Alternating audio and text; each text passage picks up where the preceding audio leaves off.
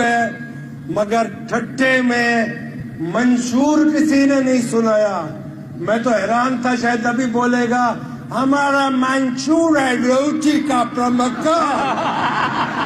ना गरीब के पास रोटी बची, ना कपड़ा बचा, ना मकान बचा।